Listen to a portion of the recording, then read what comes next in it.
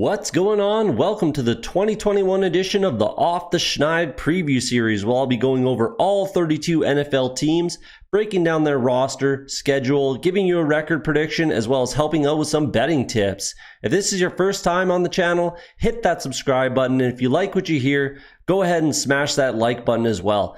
Don't forget to check the description for links for the Off the Schneid social media and interact with me directly. I want to give a massive shout out to OurLads Scouting Services and OurLads.com, as all roster and depth chart graphics are straight off their site. If you've never been, go check them out immediately. I use their site for all NFL, fantasy, and betting purposes, and there's a link in the description for their site. Again, do me a huge favor and hit that like and subscribe button, but enough of that, let's get to your favorite NFL football preview. Taking a look at the Miami Dolphins, we're going to start at quarterback. We got Tua Tagovailoa. He's the guy here. No more Ryan Fitzpatrick. He's going to be the guy from day one. Realistically, this whole team is going to be a little bit of an anomaly. I'm just not sure. I'm really not sure how to project this team. I'm really not sure how to project Tua Tagovailoa. So realistically, yeah, it starts with quarterback and kind of goes throughout the whole roster.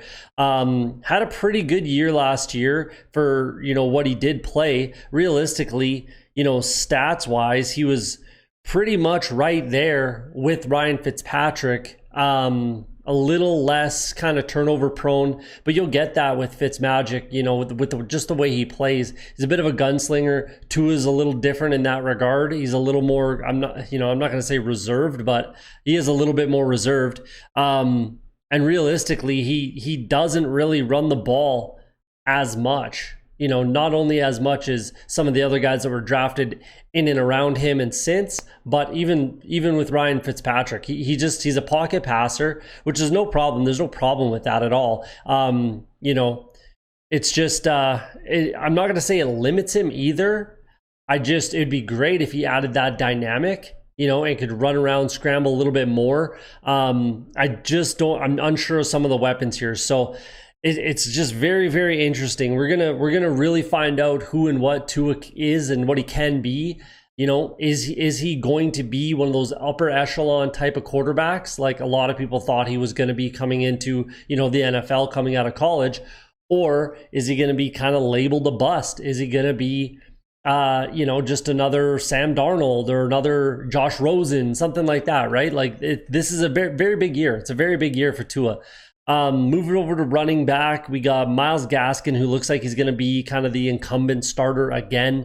Kind of played his way into that role last year. He earned it, and it's just the thing that concerns me is he kind of got run into the ground with Washington. He had a ton of carries in college, and for me, that always makes me a little nervous, and he did kind of break down last year. He only played 10 games. He was very good when he did play. 3 down back, he can catch the ball in the backfield. He can kind of do it all. It's just those carries in college that have me a little bit concerned, especially long term. So they did go ahead and bring in Malcolm Brown, which I think was a fantastic pickup. He's a hard worker, man. He was a 7th round pick or something like that, or undrafted even. Just worked his butt off to earn a spot with the Rams, earned more playing time as it went on, then signs a reasonable contract to come into Miami, and he's definitely gonna get some reps. He's absolutely gonna get some reps, and there's some room there to earn a fairly substantial role. Jared Doakes comes in as a 7th round draft pick. A lot of people are high on Jared Doakes. Realistically, I think people are more high on the situation, which I can't fault you for, but I'm not extremely high on Jared Doakes personally. Salvon Ahmed's still there as well. Patrick Laird. We'll see how this kind of shakes out in preseason. I do look at Myles Gaskin as the starter. I do look at Malcolm Brown as the backup. And then, 2 other guys, sort of a thing. We'll move over to tight end. This is another kind of spot where I'm just not sure what's going on. This is a contract year for Mike Gesicki. They just drafted Hunter Long, who a lot of people had as their tight end 1 coming into this draft and out of the draft. I didn't quite have him there. Depends on how you're looking at Kyle Pitts. I guess, Kyle Pitts is different. You take him completely out of the equation.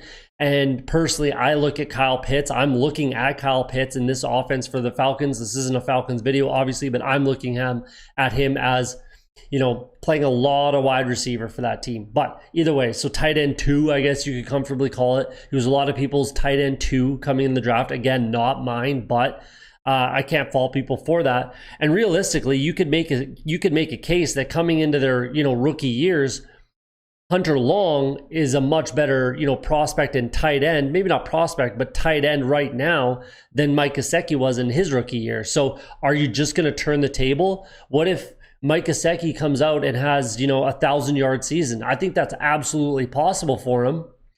And what do? I guess you just give him that contract, but you burn some money. If you re-signed him coming into this season, you would have get him at a much better, much more of a discount than after he has 1,000-yard season potentially. Even if he just improves on where he was at last year, and he was 700 yards, second on this team in receiving, 53 catches, 703 yards, 6 touchdowns. If he improves to 808 or 908, you're gonna have to pay the man, even more than not even more, but more than you would have if you signed him coming into this season. So I don't know. Or do you just let him walk and roll with Hunter Long? I don't know. It's interesting. That's what's just, this whole team is a little, it's still, there's a lot of things that aren't settled. For a 10-win team last year, that's really strange, to be honest. That's a strange kind of feeling, and it's strange to look at a team that way, but I can't help but.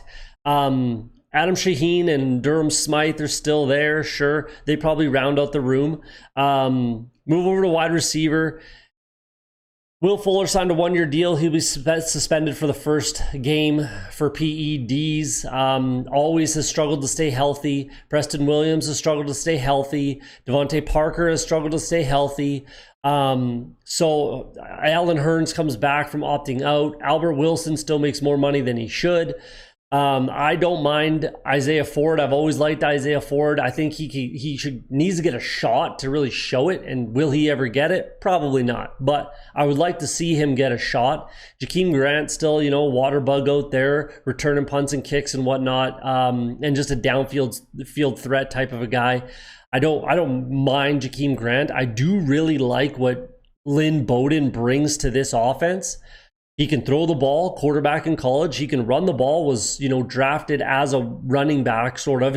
That's what he was drafted as in Vegas. Was it still Oakland at the time? I can't remember. But in Vegas, he was drafted as a running back, planning on catching a lot of balls out of the backfield, that kind of a thing.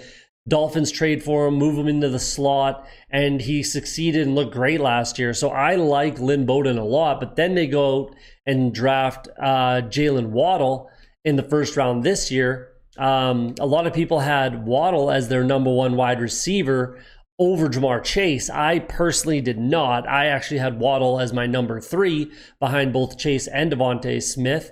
But either way, quality prospect, number 2 wide receiver drafted. Nothing wrong with that, but it's just, how does this shake out now? How does this shake out? I mean, theoretically, you've got Will Fuller and Devontae Booker, on the outside, and then Jalen Waddle in the slot. And then where does that leave Lynn Bowden? Or, do you try to play Waddle outside? Maybe. It's interesting. It's just really, really interesting how this is going to shake out for a team, again, that's a 10-win team. Very interesting. Move to the offensive line, another spot where I think they have the pieces now, but I'm just not sure that, they're going to play, especially where OurLads has them listed, are they going to play in these spots? I think Austin Jackson probably is going to be their left tackle. They had 3 rookies, starting on this offensive line, and they're all going to play again. Robert Hunt and Solomon Kindley are the other 2 guys. So Austin Jackson probably does play left tackle. Who plays left guard? I'm not sure. Is that Michael Dieter? Is that Liam Eichenberg? Is that Jesse Davis? Is that Solomon Kindley? Move over to center. I guess you got Matt Skura there. I don't know if Matt Skura can get it done. Michael Dieter played a little bit of center. at Wisconsin. He could potentially slide in there. And then Solomon Kindly, does he stay at right guard? Does he move to left guard potentially? I don't know. Robert Hunt, do you kick him inside? He played some guard in college and he didn't look phenomenal last year. Do you move Liam Eichenberg over to right tackle?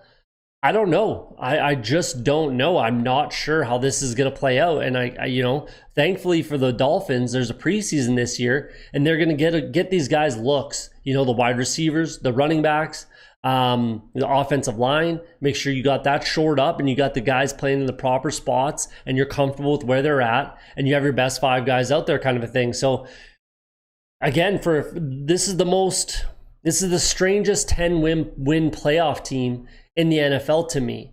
So we'll see. Thankfully, like I said, for them, there's a preseason, and we'll see how it shakes out. So let's move over to the defensive side of the ball. This is the strength of this team. Absolutely. It was last year. It will be this year. This will absolutely be the strength of this team. The defensive line's in a great spot. Emmanuel Ogbah led this team in sacks last year with 9. He's fantastic. Rayquan Davis, second round pick last year, I really liked. He looked like he was going to be, in his early days, I think his sophomore year at Bama, he looked like he was going to be a top 5 draft pick and be an absolute stud. He kind of fell off a little bit, still ended up as a second round draft pick. And they're hoping that he's going to be the guy up the middle to, plug it up basically. Christian Wilkins took a little bit of a step forward last year, and he needs to take another step. 13th overall pick a couple years back. He's got to take another little bit of a step and, potentially move to be a leader on this defense. They did bring in a lot of guys that have leadership qualities and a lot of experience, but he was drafted to be like the future of this defense. So he's got to be that guy. Zach Seiler, he's pretty solid complimentary guy. He had 3.5 sacks last year. He can get the job done. Adam Butler knows the system. So they got pieces there. Andrew Van Ginkel had, I think, 5.5 sacks last year, former 5th round pick. They signed with their second first round pick. They bring in Jalen Phillips, who, is a little bit on the raw side right now. He did take a couple years off football. If you don't know the story, go look up Jalen Phillips. He definitely was not supposed to be a first-round pick. Like, even the beginning of this year, he was not supposed to be a first-round pick, but here he is. Sam Ogwavin, might be butchering that, but he's a quality vet. He can definitely get the job done there. Benardrick McKinney comes in from the Houston Texans, quality vet. He can definitely get the job done. He might be a tackling machine this year.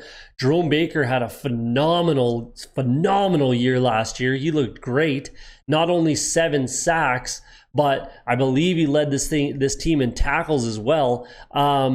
Which is 7 sacks for an inside linebacker is pretty impressive. Very, very impressive, to be honest with you. 3 passes defended as well, 8 tackles for loss, couple forced fumbles. He was maybe the best player on this defense last year, to be honest with you. I would definitely put him up there as one of, if not the best player on this defense that was an absolute strength for this team. So he can definitely get the job done. Moving back towards the secondary, there's some issues here. Obviously, Xavien Howard is a fantastic player. He's a fantastic player. He just negotiated a 5-year contract, and now he's upset about it and wants more money. I'm not exactly sure what the problem is here with Xavien Howard. I don't know why he would want to leave. This defense is very good. Theoretically, they just were a 10-win team, like I've said multiple times. Theoretically, they're making a move, they're pushing towards getting to that ultimate goal, which is obviously Super Bowl for everyone, right? So I'm not really sure. Considering Byron Jones, they bring in Jason McCourty, Noah Igbenogany was a first round pick last year. Justin Coleman's there. Their defense is stacked. And then second round pick, who is my number 1 safety this year. I just got him in a fantasy draft. I'm super excited. Javon Holland, I really, really like out of Oregon. I think that I was calling for someone like that last year in last year's draft. They didn't do it this year. Finally, they make me a happy man. They get him. Eric Rowe's still there. He definitely knows the defense. Clayton Fajedilum, Brandon Jones. They got some pieces. This defense is again, absolutely the strength of this team. And yeah, we'll see. It's such an anomaly on offense. It just doesn't make, I just don't know. I don't know how to look at it. I'm really not sure how it's going to shake out. And, this might sound silly, and I think, people probably put some stuff in the comments. I know there's been a few that have been very, very good. Steve Young, obviously, but man, left-handed quarterbacks. To be honest with you, I've never been a believer in left-handed quarterbacks. Michael Vick as well, but I just think it's weird. And it honestly, I think it would look weird as a wide receiver. It changes things for running backs, all kinds of stuff. It's just a weird thing. So honestly, I've never been that high on Tua ever. And we'll see. He can absolutely change my mind this year, but I just don't know if he's going to be the guy. We'll see what happens. I'm excited to see it. So there you go. Let me know what you think in the comments. I think I'll get some heat for that left-handed quarterback, comment, but it is what it is. So with that, let's take a look at what I project them to do record-wise in 2021. So I am projecting a bit of a regression for the Dolphins. There's just too many question marks for me. There's too much uncertainty, especially or realistically only on offense. I just don't know how this offense is going to operate. That's the biggest thing. Tua got pulled a few times last year for Ryan Fitzpatrick. There's some uncertainty there. Jacoby Brissett is the backup, which I really like. He only signed a 1-year deal, which is strange, but there's just too much uncertainty for me to pick the Dolphins to finish better than the Patriots. And certainly they're not going to win this division, I don't think. Certainly not over the Bills. So 4-1 on your money, realistically, and I said this on the Patriots episode as well, I have the Patriots as the number 2 team. I have the Bills, Patriots, Dolphins, Jets. That's how I'm looking at it. That's how my, record predictions have been reflected. So I think it's close. I think, obviously my low, high, my, this might be the tightest one that I have. You know what I mean? I there's 2 game difference between the low and the high, and I'm right in the middle with mine. So, over 500, 9-8, do they make the playoffs? I don't think so. Unless they're on the high side. If they get to the high side at 10-7, then they probably do. I think that might be the cutoff. We'll see. I haven't, selected who all of my playoff teams are. I'll make an episode about that, I promise. So 9-8, does that get them in? I don't think so. If you're a Dolphins fan, I'm sure there's a lot out there that are going to take that 4-1 money. I personally don't. I would rather take a shot on the Patriots over the Dolphins if you're a neutral party, which I am. But either way, I think the Buffalo Bills win this division. So there you go. Let's blow through the schedule here. Starting in week 1. You got the New England Patriots on the road in Foxborough. That defense is extremely, extremely, extremely good.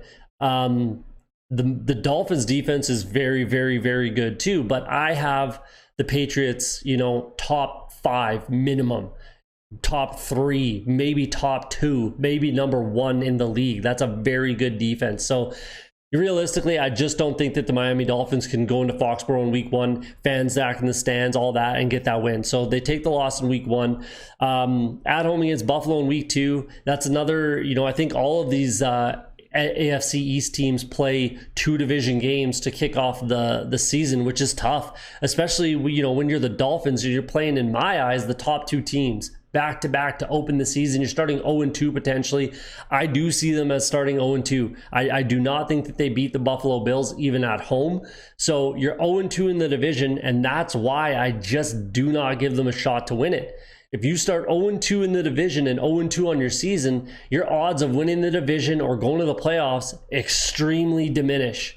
And that's just the reality. That's just the reality of it. I'm sorry. So there you go. Let's move on to week 3 at the Las Vegas Raiders. I do think they can win that game even on the road.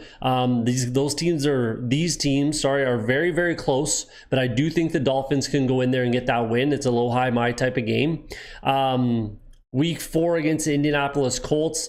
tough game. Even at home, it's a very tough game. It's a winnable game, one that I do think they can get the win at home. Might be their first home win, especially if they lose to Buffalo. I do expect them to get that win there. I am projecting that the Dolphins get that win. So there you go, 2-2 after 4. Week 5 against Tampa Bay, they're not getting that win. I'm sorry, Tampa Bay is too good of a team. They're going to get that win. Week 6 at home against the Jacksonville Jags, a neutral site, so it's actually not at home. I didn't know that they were doing neutral site games this year. I don't know if they're in Mexico, in London. I'm not really sure. I didn't realize that until I think yesterday I saw it. So I'm not sure where that game is. It sucks that it's a home game for the Dolphins when it's at a neutral location. But they're a better team than the Jags. I give the Dolphins that win. Week 7 against the Atlanta Falcons at home, better team all around. I think that they can absolutely get that win. Their defense is just too stout for that offense. If they can get out ahead, the Falcons, if they can get out ahead of the Miami Dolphins, I think they have a legitimate shot to win it. But that's easier kind of said than done. So I have the Dolphins getting that win. Then on the road against the Buffalo Bills, I've got the Bills sweeping the Dolphins. I mean, unfortunately, they play them so early in the season. Not that exactly matters and is some sort of huge narrative. I just think that the Buffalo Bills are a very, very good team. They're the best team in this division. And if I'm the Dolphins, I'd rather both my games against those teams, both the Patriots and the Bills, are both later in the season. All 4 of those games, So that's why I think it's going to be a bit of a tough time for the Dolphins. I do, and it's not particularly a fault of their own. It's really not. They might have a chance at winning this division if their schedule is a little more generous. Week 9 against the Houston Texans, much better team. Everyone's beating the Texans. Dolphins get that win. Week 10, short week at home against the Baltimore Ravens. The Ravens come in and get that win. They're a very, very good team. They're a better team than the Dolphins. The offense will be able to score, but their defense is good enough to stop the Dolphins for sure. I think that the Ravens get that win. Week 11 against the New York Jets on the road in New York, in New Jersey, whatever. I think they can definitely get that win. It's a rookie quarterback, obviously, and I think they can go in and get that win. It's a divisional game, and they're going to obviously be very amped up to get some division wins under their belt and maybe make a push. They're going to have to sweep the Jets, and I think that that's extremely possible. So they're going to have to sweep the Jets and try to get that week 18 game back against the Patriots. But they get that win in week 11 against the Jets. Week 12 versus the Carolina Panthers at home. That is a very close game. Very, very, very close game. It's razor thin. And seeing as it's in Miami, I'll give them a bit of an edge. But, if Christian McCaffrey's still healthy or fully healthy still at that time throughout the season, everything's progressing the way that it should. Their defense is much improved. If Sam Darnold is the guy, I absolutely think that the Carolina Panthers can come in and get that win. I think these teams are very, very close. That's very much a low high my game. Very, very much. Same thing in week 13 against it's at home against the Giants.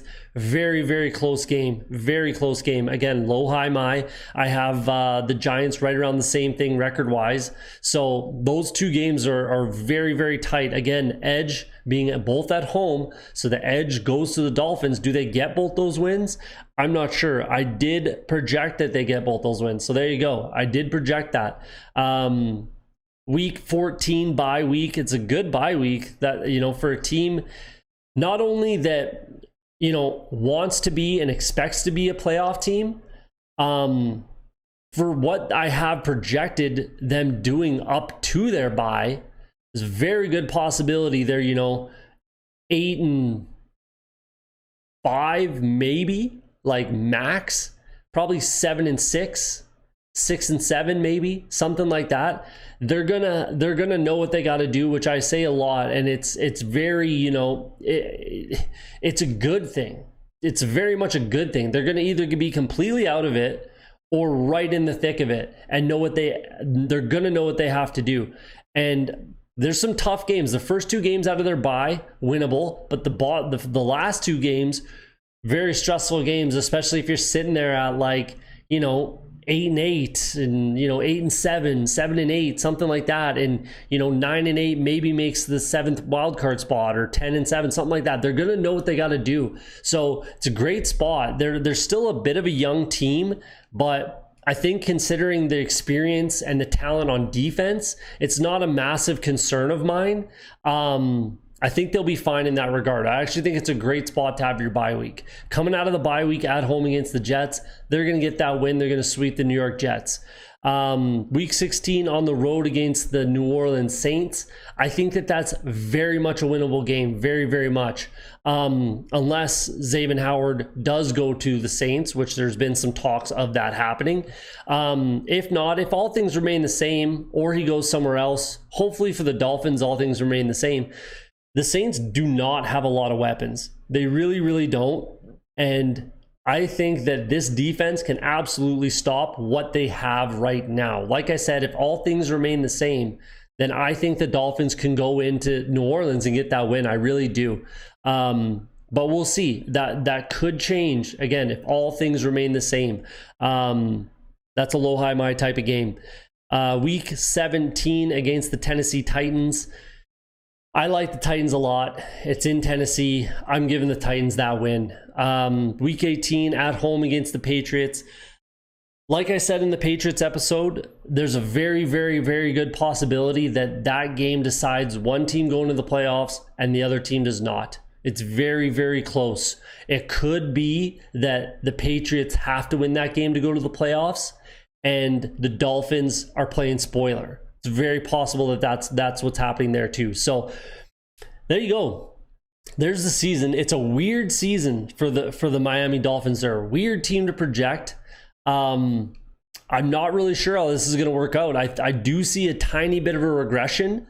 There's just a lot of instability. There really is. And there's a lot of, injury-prone weapons at wide receiver and at running back for that matter. So we'll see. Let me know what you think in the comments. It's an interesting roster, an interesting team. It's going to be an interesting season. We'll see how they do. Let me know what you think in the comments. There is your breakdown for the 2021 Miami Dolphins.